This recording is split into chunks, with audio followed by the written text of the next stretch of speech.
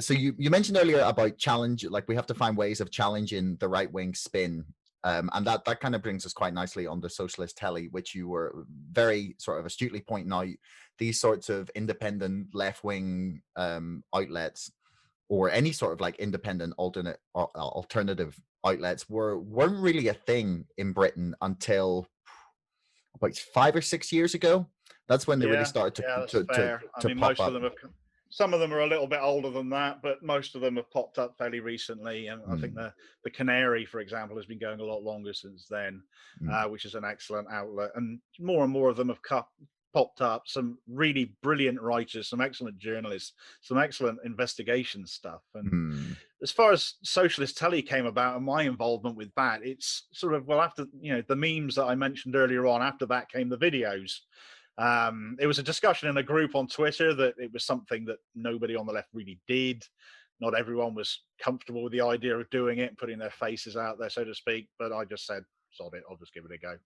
And my demo rants were born. I can't remember who came up with the name for that. It wasn't me, but it's kind of stuck.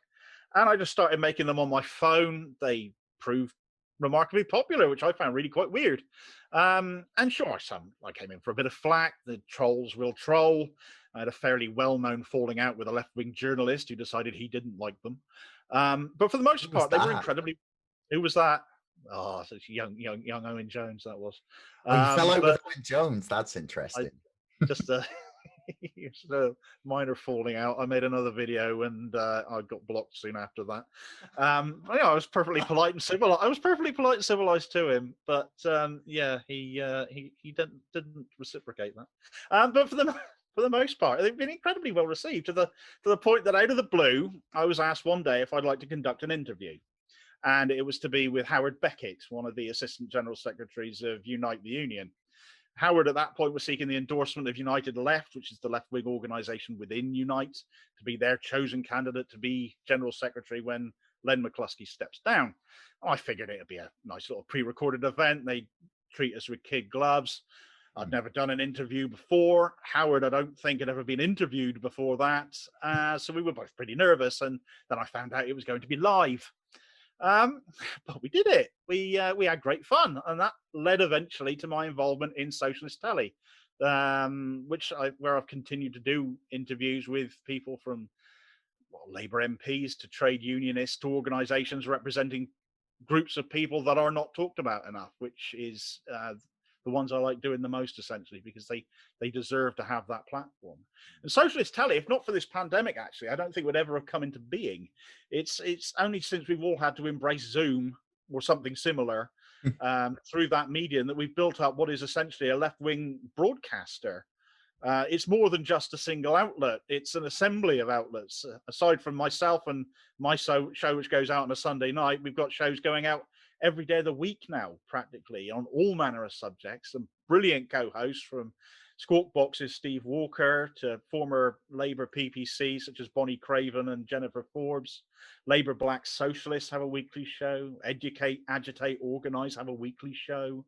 Others in the Labour movement have their own shows, like Ben Sellers, and even Howard Beckett himself has turned presenter now and again for a strike TV show where he's covering the events that are happening within the trade union movement from one week to another. We've created a bit of a monster in Howard since, evidently. um, we've got more shows coming soon, and that's not forgetting, of course, that we all get together once a week to go on one show together to go over the week's news and talk over the stories that the mainstream either miss or spin out of context. We've only been going since November, so the rate of growth and the audience figures we're getting have been phenomenal. And we all do it because we all appreciate the importance of challenging that mainstream media spin, predominantly right-wing spin, and to spell things out in a straight-talking way. I couldn't do it any other way. The way I'm speaking to you now, the way I present on my show, it is how I am. There's no frills, no fuss. I'm not a journalist. I'm a welder. Not, yeah, No, I'm not people laughing at over it. and over It again. just sounds great when you put it like that. But I'm just an average bloke who's come from an average trade and I've ended up in this situation, God knows how, quite frankly. But I've run with it. I've gone with it, and people seem to enjoy listening to it. And not one of us get paid to do this either. There's no money involved in socialist telly whatsoever. Yet we deliver week on week, and we will continue to do so. It's a huge privilege to be involved with this broadcast and the people that I'm now working with. It's brilliant. When is the weekly show for people listening here? The weekly show happens essentially when we get together to do it, because obviously we all have our own lives and we all have different things going on.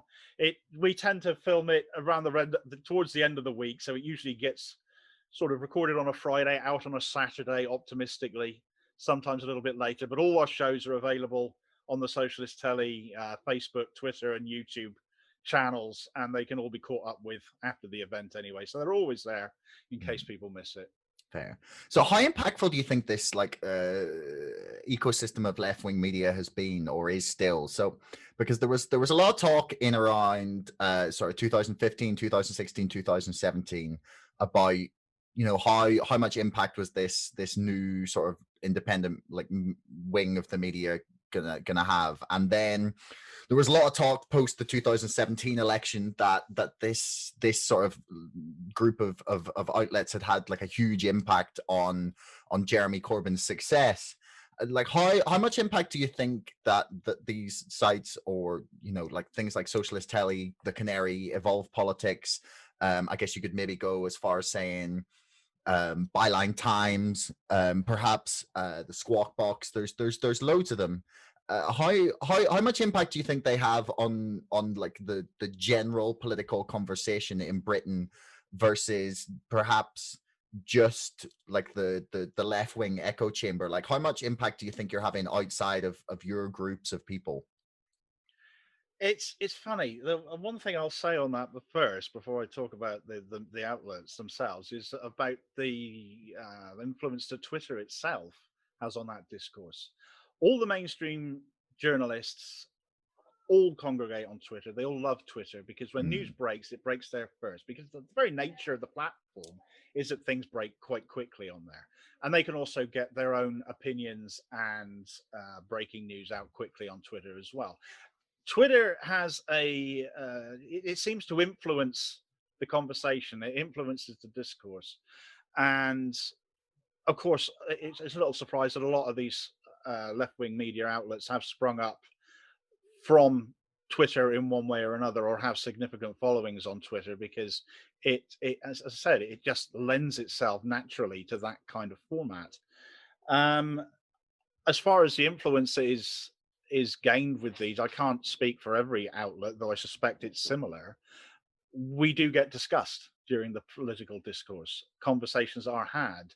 We are sought out to be able to for people who are interested in embracing what we have to offer.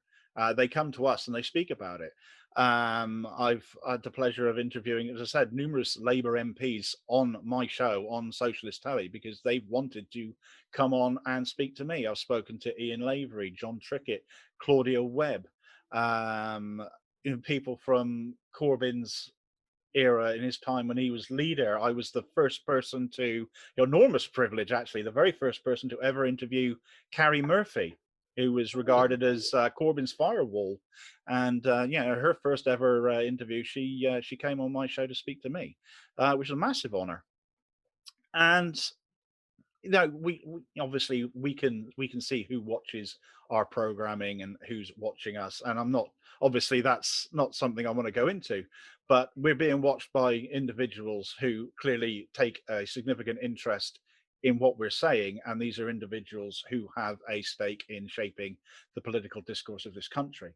So if what we're saying matters so much to them that they're paying attention to us, and obviously they're engaging with us and they're engaging with other platforms as well, offering interviews, writing pieces, even conducting their own podcasts. I don't know if you've come across the No Holding Back podcasts that Ian Lavery, John Trickett, and Laura Smith present, that they're absolutely brilliant, and it is no holding back, and it is them just being able to talk normally and shrug off the need to play nice and play polite all the time, and just be themselves a little bit and speak about things in their own terms. And these are fantastic, proper working class Labour representatives too. and we need more voices like theirs. Mm. And if they're coming on to speak to us, they're engaging with us, and we're also on the radar of those who don't necessarily want to engage with us, but still regard us as important enough to pay attention to what we're saying, then clearly we're having an influence there. Thanks so much for listening. If you enjoyed the show, please subscribe, follow me on Twitter, or sign up to our mailing list. Thanks a lot to our sponsor, ExpressVPN, the #1 most trusted VPN. Get lightning fast connectivity with servers in 160 locations across 94 countries. Keep your browsing privacy safe with ExpressVPN and get a 35% discount on 12 months of ExpressVPN when you follow the link in the description below. Don't forget my book is now out and available to order on Amazon and on bookshop.org. That's Brexit, the Establishment Civil War. And most importantly, thanks for listening. We'll see you next time.